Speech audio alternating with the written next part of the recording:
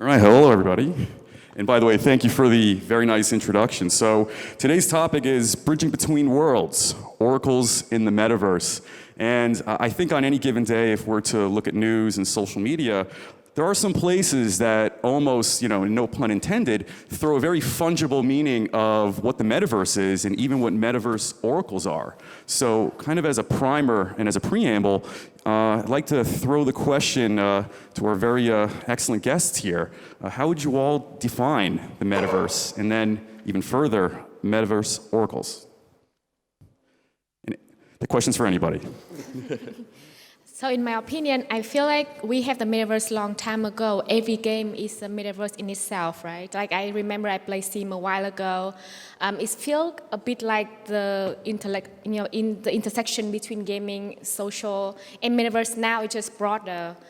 It's just the technology now is more developed with blockchain. It's just easier that we have crypto, so we can just buy in-game assets. But the metaverse like long time ago already. What do you think? I think I'm just quoting a concept I read about from William from Metaverse, which defined, there's no real metaverse today, I would say. So there are bits and pieces which might be components of some metaverse. And as you just elaborated, there are virtual worlds, probably, or this is what this naming I'm kind of stealing right now.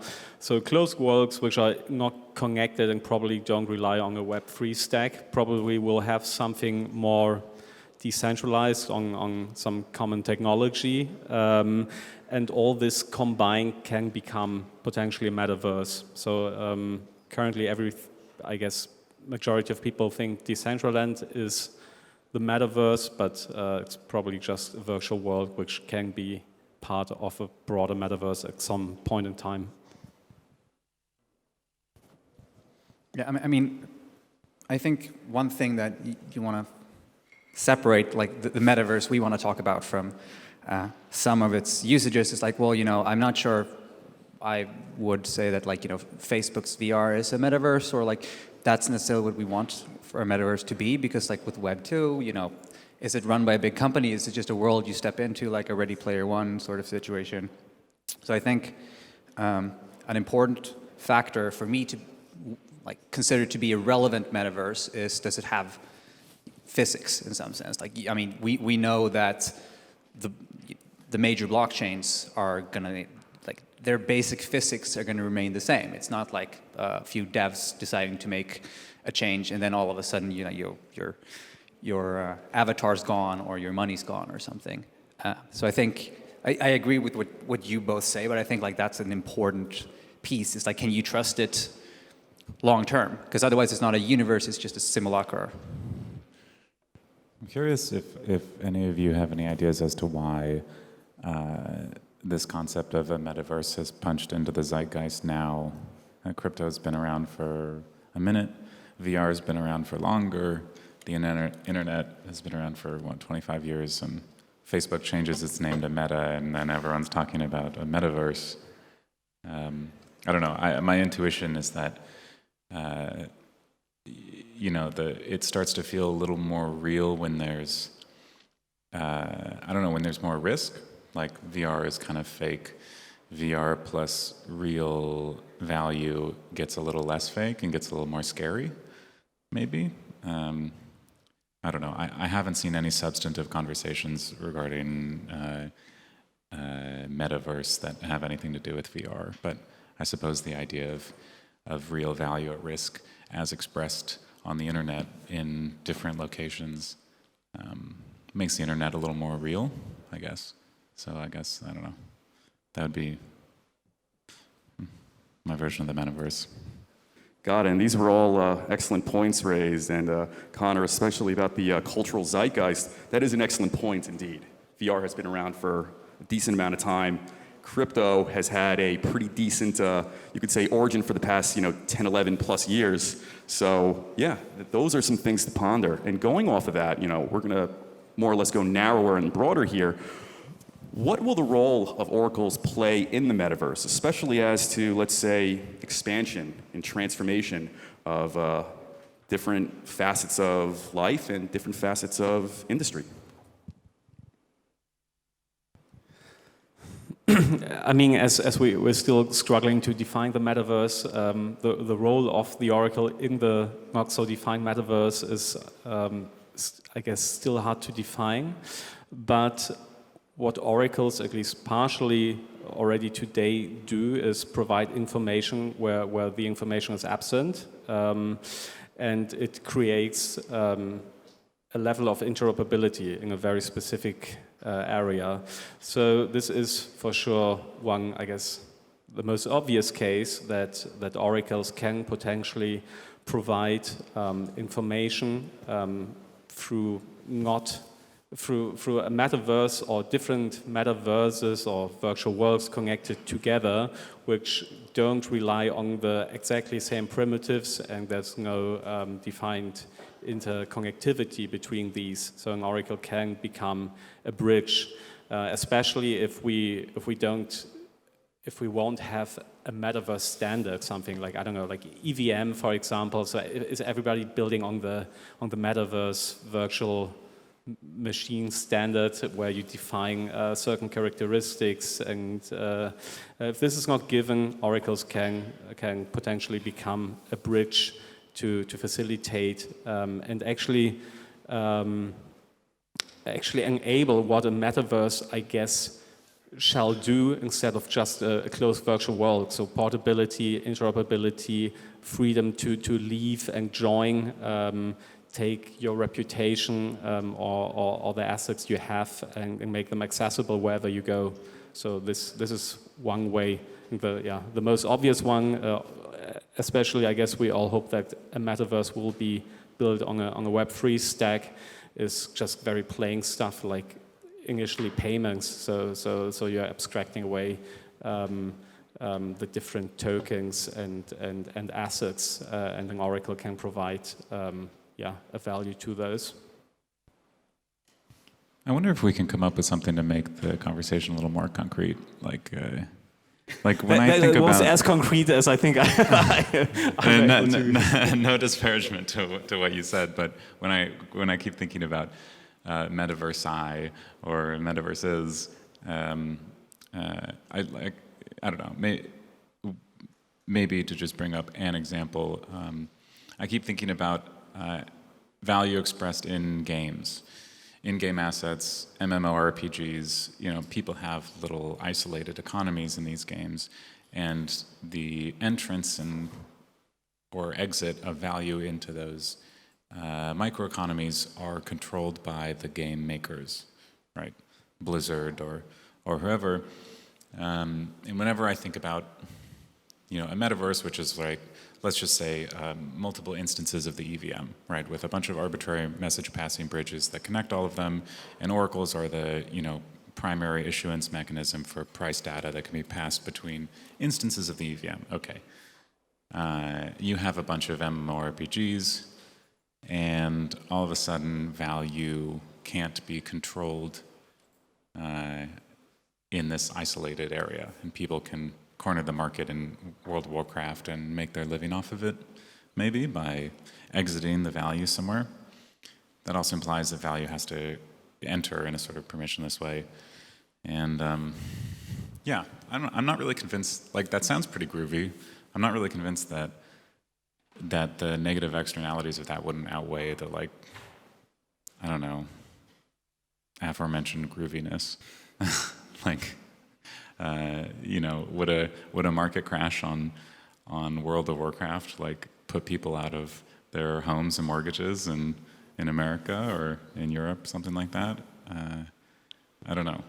I'm not really sold on the permissionless, value expression in the metaverse in general. I'm not sure if any of you guys have any ideas for how it could relieve anyone or make things more effective or powerful. I'm not exactly sure how Oracle solved that though, so yeah. I feel like what you say is now very independent virtual worlds, right? For example, if I'm a person and if I can imagine the metaverse, it's another life that I can live in whichever way I want, because right now everything is controlled by the government. I don't actually like some of the events that are happening. So I would want to have the virtual life in which I or the people who are similar to me can create like the life that we want to live. And that is like a connected world. And then we don't have the connected world yet. And so, like, how do the Oracle is going to bridge that? Like, bring in more real life events to us so we feel more real being in that virtual world. Are you talking about like in a game, like Second Life or something like that? Games, yeah. I mean, I think oracles sort of represent, like, no offense, it's like it's an amazing and important job, but they also kind of represent the things that we haven't fixed yet. So I mean, to some extent, someone started doing price oracles at some point, and then Uniswap came along, and now we sort of, that thing exists on chain. We have this sort of, the real value is being traded on chain, and you can look at real on chain data to like determine the value for a whole lot of assets. So oracles, like you say, like they make sure we stay connected to the outside world, but then it's like the metaverse, however you want to define it, whether it's, you know, a bunch of EVM chains or a bunch of chains in general, whatever we want to put on there, if that becomes more important, we do more things there, then oracles become more obsolete for those core functions, and oracles will start playing more of a role in like incorporating the things that aren't already on chain. So I think that we'll see oracles expanding what they do, and more primitives, hopefully more like real, direct, on-chain, trustless primitives taking over some of the roles that oracles play today. I partially disagree, because I think it will depend very much if we have the same chain securing information for all metaverses, or if they are somehow disconnected, and then you can say, okay, there's other tooling which can bridge that information, but that's kind of the role of the Oracle. So I think I'm quite curious to see if we'll see an EVM-based metaverse, and I could imagine that. I mean, why do we have so many blockchains? They are designed, I guess, to fulfill different functions, and probably we'll see some which are optimized to cater to a metaverse use case, broadly speaking. And then we need this transfer of information across these chains, and this is something I guess an Oracle could facilitate. Yeah. I'm wondering if you have any sort of specific thing you're thinking of in regards to primitives that can replace like what is now patched with oracles in like layer 1 Ethereum. Like, is there a specific thing you're thinking of, or are you just thinking of like more direct protocol integrations that just don't require these like computationally expensive, you know, price aggregation mechanisms? I mean, to some extent, it's sort of like, you know, it's like, what's going to replace fossil fuels? It's like, I have no idea. There's a bunch of things happening, and you know, if you ask me like, well, how is DeFi going to work? I have no idea. And then people started inventing primitives that. The first time I heard about MakerDAO, I was like, that's not going to, that might work. Like, you know, that sort of thing. And I think we see that happening. People invent primitives that feel like, you know, that sounds a bit like a scam. And then you realize, no, these people actually figure that out. And I think like scaling is a good example. You say like, we need to bridge between different chains that do different things well. And like, well, lo and behold, we're seeing like more of L2s come along that are sort of like, they're not Oracle powered. To some extent they are, but like it's more of a stronger primitive, and like, you know, decentralization is a spectrum, right? So when I think of an Oracle, I think of this like the places where we need to do the cop-out. Somehow we wish we could be the most decentralized and like things are completely trustless and work well, but I mean the way what you call an oracle in computer science is like, oh, there's a magic box somewhere that does a thing that lets me perform the rest of this computation, right? And that's a fine thing to have, and like if we can replace it by an actual, you know, good or better and better systems, then all the better. I think like, you know, look at the oracles we have today. Like Chainlink oracles are probably more decentralized and better than a lot of the things we had in 2017, right? I mean, like, you know, people rolling their own Oracle services, and like we can move further and further along that decentralization scale until we're, you know, the thing might just really be an Oracle in name, sort of like Uniswap price oracles. Like, they're not oracles in the traditional sense of someone is depositing information onto the chain for us to consume and we need to trust them. It's like more of the reality has moved more on chain. Like the exchanges are actually on chain now, so you don't have to aggregate the feed into into the metaverse, the thing is taking place in the metaverse where we can compute it. Yeah, that's derail from your question, but I mean, I think we're seeing more decentralized bridges and roll-ups and that kind of thing. So that would be an example of oracles being not necessarily replaced, but like we're inventing alternatives for the traditional oracle model where we just have to trust some third party. Do you think the Uniswap oracle is like a misnomer? You know... Well, I mean, it's an overloaded term, right? It's not an oracle in the same sense as, you know, all the oracle providers here. Yeah. It's like, I mean, it's an oracle if you ask, oh, what's the level of my mage that is playing a game on Ethereum? Like, no, you said that you're asking a smart contract what's happening in the place where that contract is really the source of truth. And it's interesting to think about, like, your idea of, like, a more direct expression of data or prices and, like, having the Uniswap oracle be the first instance of that, where you have this kind of, like, outside information that's, you know, trusted or whatever and put into some feed, and that's the oracle. And then later on you have the direct read of, like, you know, the state of the liquidity in a given pool or, you know, some n number of pools. And then after that, I don't know, it's like, you know, method selectors for, like, the incoming calls of the mempool or something, I don't know. Yeah. These are all excellent points made. And in fact, I heard an interesting key term raised, isolated economies, and that also brings to mind parallel economies. So my question for all of you is, how will Oracle scale and improve metaverse transactions? And I think often this is quite poignant in metaverse gaming, whether you're buying skins, whether you're buying items, armor, equipment. How will oracles improve, you know, these aspects of gaming or just transactions generally speaking, whether it's financial services or even supply chains? So I think maybe why are we always seeing something like virtual worlds reappearing? Something you raised. I think there's clearly a desire to, I don't know, some escapism or why people want that and why it's reappearing, and also why did we have this stop between, I don't know, the 2000s and now having metaverses, in the meantime just gaming? I think because virtual worlds and the metaverse, more broadly speaking, were missing kind of utility. So the question is, why would you go there? You probably need to enjoy the time you're spending there, or you're doing something which is of value. And in order to actually provide this, which is currently, I think, not so much given. So if you're going to Decentraland, it can be a pretty lonely place, and you don't know what to do. It requires, and I think this is what potentially can push the metaverse into reality for a much broader set of people than virtual worlds, is that you can freely integrate utility. So if you are building a product, let's call it like a MetaFi-ish product, so if you can borrow money to buy a skin, and because you're using it there or you're going to some place and you're receiving some incentives, you can repay the loan to through which you financed your purchase. So for example, that's an example of a project we're currently talking to. And here, I think this is the utility of the Oracle, that you can provide information to enable MetaFi transactions, and by empowering these different building blocks, so the Oracle just takes a small but relevant part there, I think the metaverse can become actually an attractive and relevant place people would want to spend time in.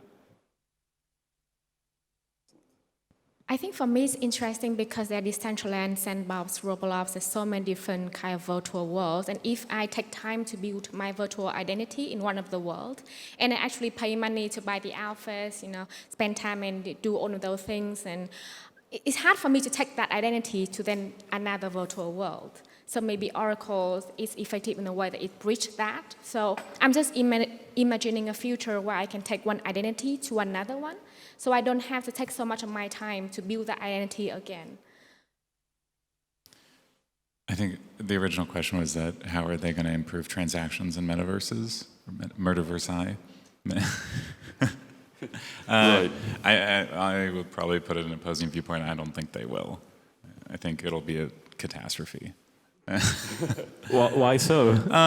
Because maybe there's some world where in-game assets or digital expressions of microeconomies can like jump into different layers and whatnot. But look at DeFi.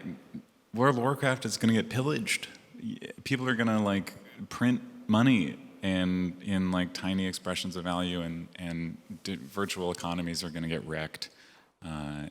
Every oracle is going to get hacked. So do you look at this as a slippery slope then, ultimately? A slippery slope. It's a cliff. Got it. It's straight down. Well, I think you're also imagining, like, that's always when we say, like, oh, what if we replace the central bank by, a blockchain? Like, that's a cliff. Like, now you're putting something that is actually fairly untested on in certain scales and, like, putting it in, like, or you're imagining it in the place of an already huge scale operation. And, like, yes, there's so many ways that can go wrong. But, like, realistically, Blizzard isn't going to, like, put blockchain NFTs in place of their in-game items immediately, and if they do, they will be like, well, we're going to start an oracle that we run on the chain that we have full multi-sig control over, and so it's the way it always seems to happen is like a big company says like, yeah, we're going to do it, then they pull back, and then a year or two later, there's a small-scale operation that kind of starts trying that out. But I mean, I don't think it's necessarily catastrophic, because I think like oracles are going to make it possible to do the transactions, but we also I think we should always strive for maximal decentralization, and we can always start with the high trust little oracle that just says what the truth is, and we all buy it and get irrationally exuberant, and then we get wrecked, and then we rise from the ashes again, and then that forced us to become more decentralized and think more about decentralized bridges, decentralized oracle solutions, and so on. So I think, oracles, to me, they act as this sort of frontier that pull things in, and then sort of the rest of the space scurries around and figures out new.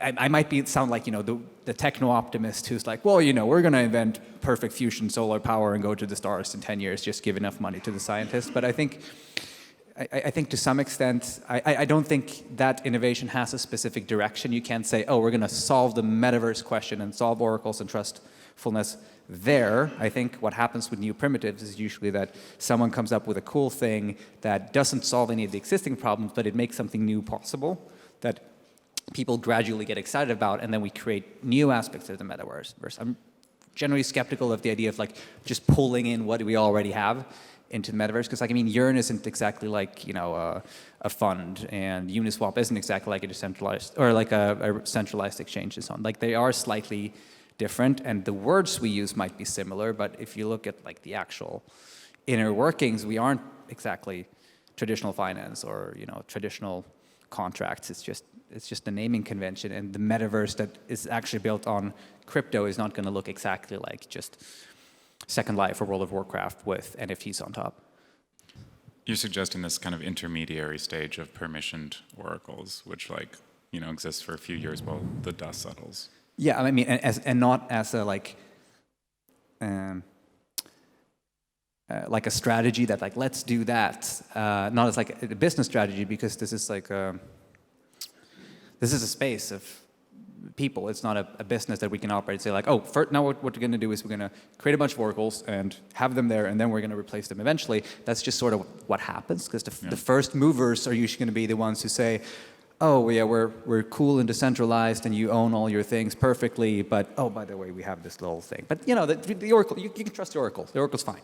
And then, might be, might not be, but eventually people are going to come in and see like, well, they started to extract or create value, but maybe we can do it better, or more decentralized. I know Euler's has that as a goal. It's like, wait, can we do Aave but use on-chain price mechanisms, for example?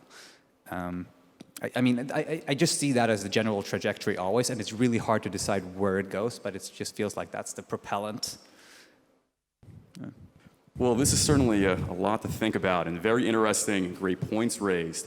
And going on to the next point, so I have a compound question for all of you, a two-in-one, if you will. So how will data and oracles be leveraged to create an interconnected metaverse, and should there be an interconnected metaverse? Didn't we already talk about this? I feel like we've just been talking about that. Well, to expand upon it a little bit more. Yeah, so just repeating myself, I think in interconnected metaverse, there's no non-connected metaverse, and it's just not a metaverse. So I think this is something I guess we all agree on. And then the question is, what's the role again of the Oracle? If it's not, if it's interconnected, it depends. I think kind of like on a technical question, what tech stack is used. Is it the same one? Then the role of the Oracle is, I guess, less important. Is it on a fragmented stack? Then it will be more important. And yeah, my assumption, repeating this here, is that we'll see different chains trying to capture market share in this space. So we'll have an interconnected metaverse, ideally, which will require oracles to bridge information through these different stacks. Do you guys think that the permissionless bridging systems and oracles will kind of merge into the same product eventually? I mean, it's like the definition of the oracle. The definition of the metaverse is the oracle there to provide a price point or a state, or what's the scope of the product the oracle shall provide? There is for sure some overlaps, but permissionless bridges, I mean, they provide information on the state on different chains, but not really on value of the assets which are in a certain state. I don't know. When we talk about interconnectedness, I'm going to put on my auditor hat, and like this works. I mean, this works in like traditional security as well. Like I think there's a good XKCD about this, where like I figured out a way to connect all the things to all the things, and then you realize, oh, it's a security mess, and one thing breaks and everything breaks, and like then you start to silo it again and so on. So there's always this idea. I mean, I'm from Sweden, and we love just interconnecting everything, and that's why I felt a tinge of like smugness when like our major grocery chain just stopped operating for 5 days because I think the American consultancy company payment system that they had bought just stopped working. It's like, well, if you connect everything, then everything can fail together. So I think in the exuberance of interconnecting, I also want to urge everyone to think about the things that we always advise clients. It's like, well, trust the DeFi Legos you interact with only with caution, right? Make sure you protect your system. Like, make sure that ideally, like if you use an oracle, don't trust it to any extent. We've had several talks about that. Like, how do you make sure that you handle complete oracle failures, or if they just shut down, or if they start reporting really weird prices? Like, how do you protect your own little system? So I think it's less of the frictionless interconnectedness, because like frictionlessness means like if I give all of you my seed phrase, I can call up any one of you and like, hey, can you buy me some uni? It's like, well, that's super, super easy, but it's also a security nightmare, because like the convenience and being able to move things around really easily is often not compatible with maximum security. So I think that it's important that we try, and bridges are an excellent example of this. Like, oh, it's really convenient to be able to bridge assets, but like that's actually, all the largest hacks and losses in recent time have come from bridges being hacked, right? So I think it's important that whenever we're trying to interconnect, even like we're interconnecting different, interconnecting using oracles and so on, we also need to be aware of how far we are extending the trust, and all our systems should be, protect themselves a bit, and the oracles that are further away from us, you should trust less, and like the primitives that are more on your chain and that you can understand really well, you can trust a bit more. Got it. And going from that, often blockchain and perhaps the broader conversation of decentralized technology, some of the points that are parroted that, many of these aspects and processes are quite energy intensive, and in fact, maybe even oppressive and damaging on the environment. So going from that, what is going to be the energy cost to start, migrating companies and eventually industries into some sort of metaverse space? Well, Ethereum's switching to ETH2, which makes the point moot. 2 million terawatts. It depends on the scale. I mean, like if the metaverse swallows Google, then now we all have Google, like we're running there. I don't think.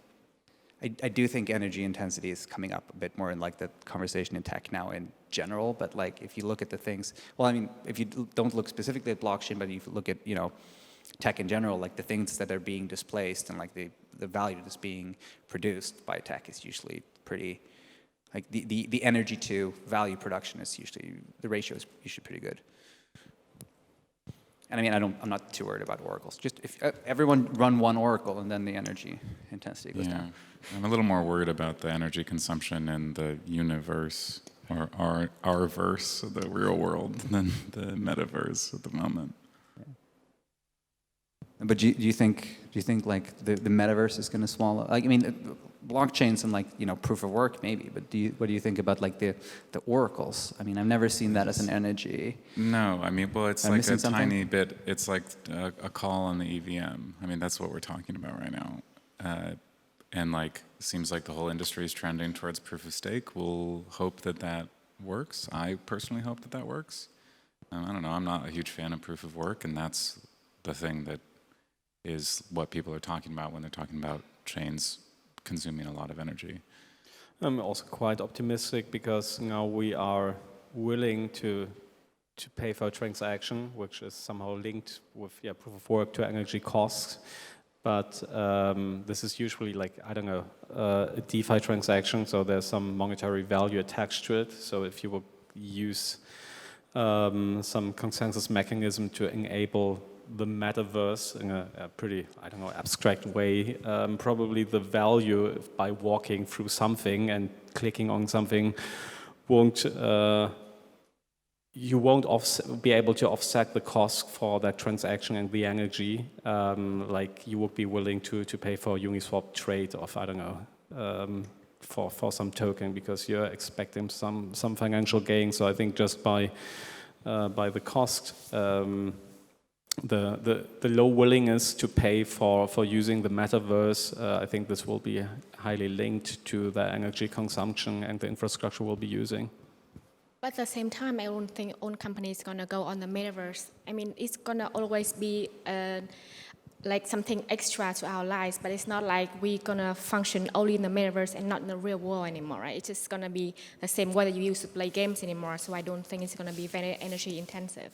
I don't know, I could see the brain in the jar future, where just like, I'm just in a vat and y'all are in the vat too, and we just kind of are in the And you solve the oracle problem. Yeah, one brain to another. That seems to me like energetically like pretty efficient. I mean, backpedaling on everything. I'm not a climate scientist, and like these are not the numbers I look at day to day. So I'd say like it hasn't.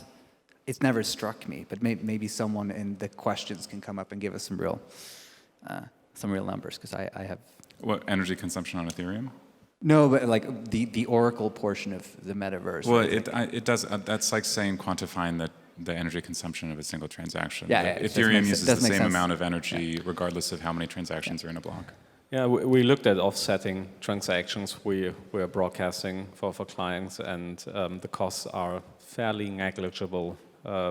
So because you're always optimizing to reduce transaction costs, so you're at the same time trying to reduce energy consumption. So I think this just comes hand in hand. So the entire transactions by all oracles, I think here in the room, is still a very negligible part of the energy consumption for Ethereum currently.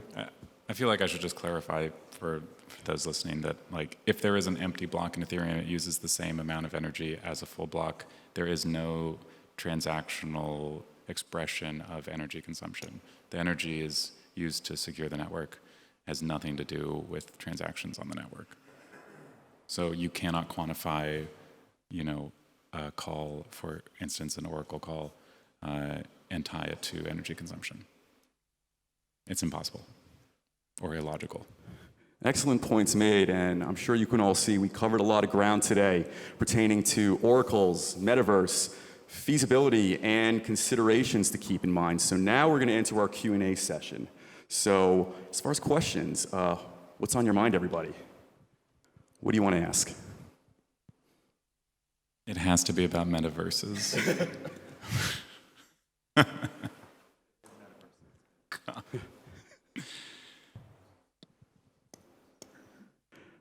Anybody? So, okay, then I'll do a poll. Who has a character, an avatar in Decentraland or voxels or whatnot? I have never used Decentraland. Is this still running? Is this like a 2017 project? You guys use Decentraland? Yeah, use it recently. What am I doing? I walked around. You need to leave the panel. Oh my God, I'm out of date. I was on Rack's DJ set in Decentraland. I'm a crypto boomer. That's a fashion show.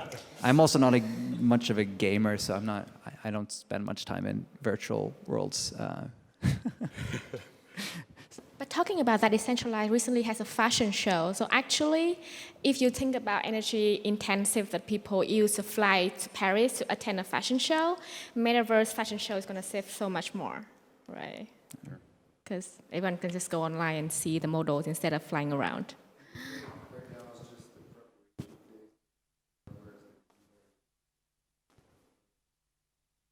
The hardware for what? Making a chain with high throughput?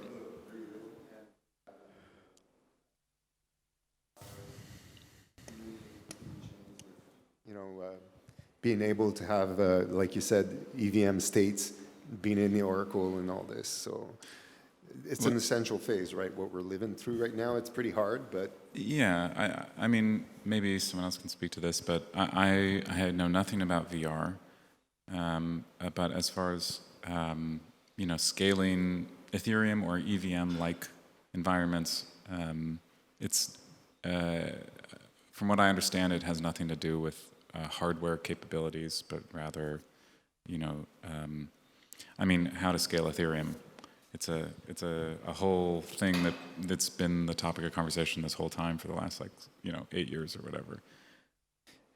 Yeah, I'm gonna probably make a fool out of myself talking about things I don't know that well, but yeah, the closest thing I could see is sort of like, well, what if, CK verification becomes super well supported by hardware and is made much more efficient, and we can have almost like infinitely recursive snarks in our, VR world. Then maybe you could put the entire VR world on there, but go ask someone at Starkware if that's ever going to be feasible, or if there's some boundary condition of the universe that makes me wrong here. But I also think like that the VR hardware situation is sort of like separate, and I think we're always going to be the chain and the metaverse is going to be sort of a back end to things. Like, there's nothing stopping you from like going crazy with skins on your local Decentraland client if you want and you know how to hack on it. But like the question of what exists where is, that's a different thing, right? Like who owns what and where is this item, but then like how you choose to represent it and what fidelity you want to like display your features and so on. That's maybe a question for Zuckerberg. I don't know. Well, I have a question. So, like I mentioned, we covered a lot of ground today, and I'm a little bit of a movie buff, so I'm gonna ask a question to see if, let's say this could provide context to, let's just say, the average person in the street. So, where we are in 2022 right now, how close are we to, let's say, reaching a type of level and sophistication expressed in, let's say, movies like The Matrix, cyberpunk movies, so like The Matrix, Altered Carbon, Black Mirror, Johnny Mnemonic, movies from that era that, more or less have some of the trappings and themes that we kind of see reflected in real life today. And, from a practical point of view, if let's say there is, in the future, a port of sorts in, let's say the back of our skulls, akin to the Matrix, you can sit in one place and do your work, do your errands, pay your bills, interact with, and do whatever you need to do without having to hop in your car, move around. I'm not saying it's ideal, but I wonder, are we closer to that than we think? Or do you think that level of, you could say, metaverse expansion is a little too over-exaggerated, far out, or maybe a little bit too much in outer space? I think Wei Dai said something good in his B-Money paper that's I always come back to. It's like the value of the metaverse. He was talking about crypto anarchy and paraphrasing and something like threats of violence are pointless because violence is impossible. Like there's a very, very nice feature of the metaverse that it can't escape into the physical world. And I think like once it starts trying to, then I'm not saying it should be stopped. I just think like at the end of the day, people are people, and like the best things in life are physical. So I think we're further. We might not be all that far away from it technically, but I think like culturally, I mean, we're still an ape, and I think we're going to remain an ape for a while. And actually, I think we should start I think we get very excited about like, can we pull the metaverse into everything instead of just making the metaverse a more fun place with its own things, right? You don't have to pull in all the fun from everywhere else. You can build specific fun there that can be siloed off, and then here's a world where I can jump around and change anonymity, and there is no like like government is like forbidden forever because like there is no threat of violence. And then you can exit that and just be in the regular world, right? So it's sort of like if you want the Matrix metaphor, it's like, well, if it's super seamless and safe to just like jump between the worlds, then and you don't die in the Matrix. Like that's I don't want you to die in the Matrix.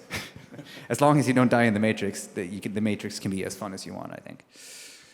Well said. I also don't think we need this level of sophistication on the technology side to have a relevant metaverse. So I think we don't need to be at that level, but we just need to find out, or the people building the metaverse, what provides utility to people at this point in time. So I think there are some events which can facilitate this.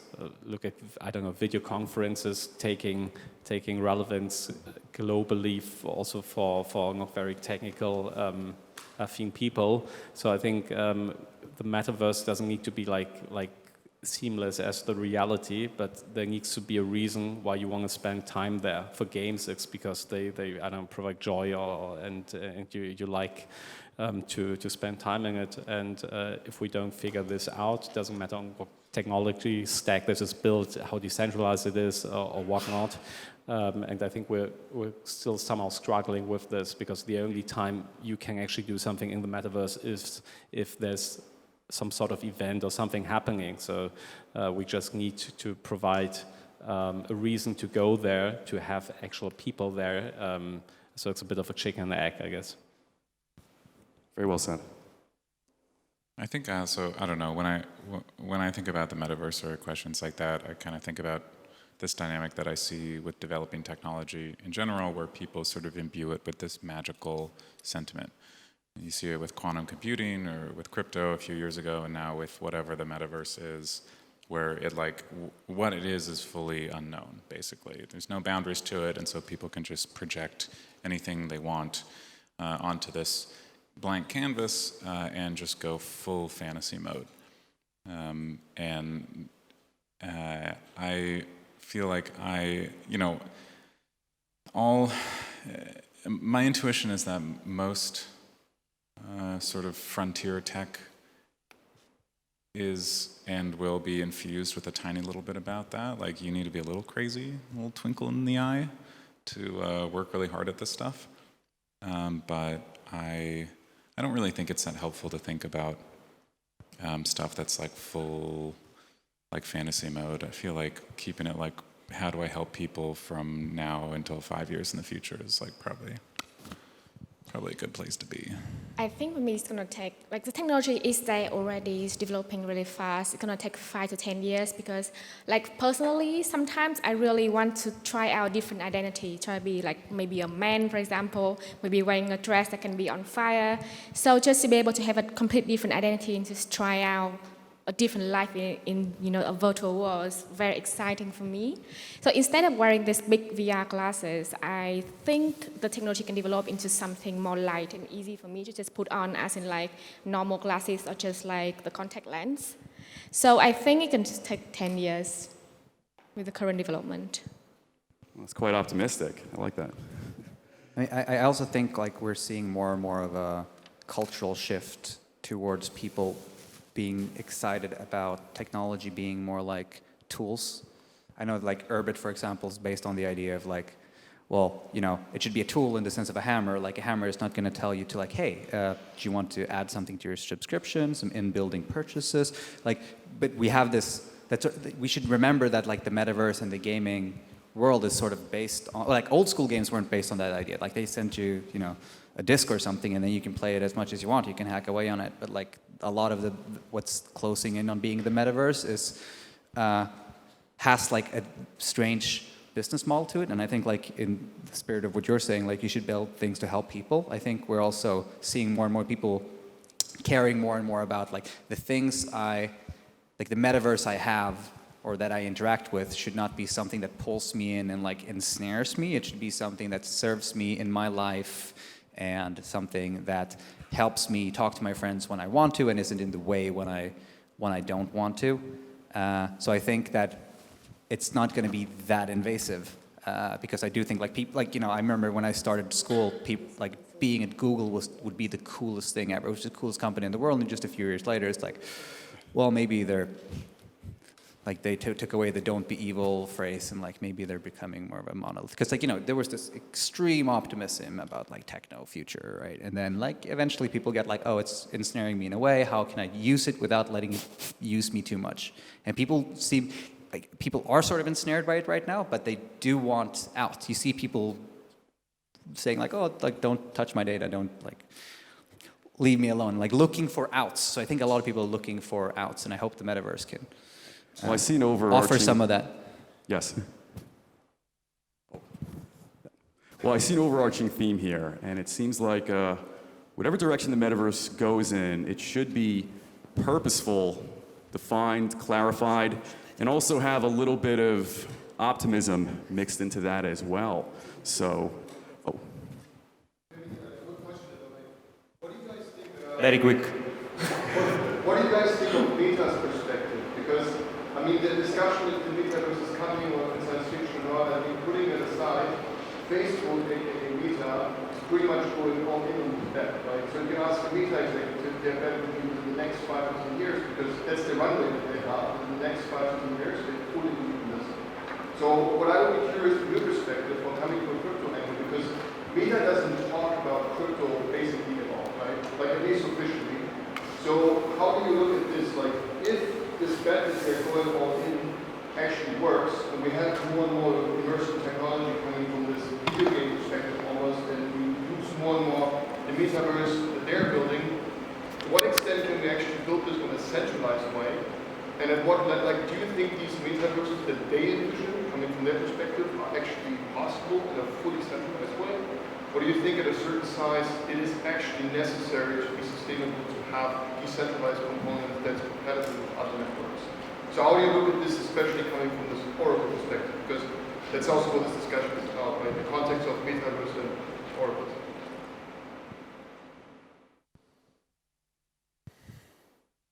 I have a hard time imagining anything in the metavision happening in any kind of a decentralized way. I think that they could have economic components, like, expressions of digital value that must be decentralized, right? That have to be serviced by oracles and provide legitimacy to their, new virtual environment that they're creating. But it seems pretty clear to me that, if you're in Meta's virtual land, you're on Meta's server, and you're owned by Meta. But yeah, I think it will really depend who provides the best utility for a user, and not everybody. I mean, we see this with social networks really cares where data is being stored.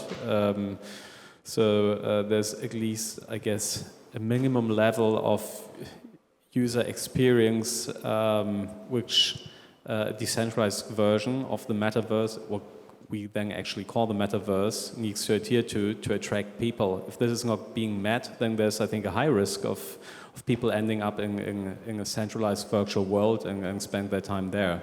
So, this is why I think also we need to, or the people building this need to much more focus on what is an engaging metaverse, maybe separate initially, but in the long term connected. And this is the only way how you get relevant users, and then you actually have a place where people are. Yeah, I think that, like, be so good they can't ignore you, so that we offer something that, you know, can't just be replicated, and then, you know, then Meta is going to hopefully start supplying an oracle to, you know, reading data from their servers, and that can be, because they need to be bridging over somehow. But yeah, I think, like, keep building with people in mind and avoid sucking people into short-term games of, like, short-term gains, and, like, try to build, like, real value that makes people want to stick around, because I think that's what the space has done really well for a long time. Like, people stick around during the bad times as well, because they're excited, and I think we just stay tapped into that excitement and just hope that it spreads, and then Meta has to care. Got it. Well, it looks like the points expressed here are a perfect note to end on. So that concludes our panel, everyone. So thank you very much for coming today.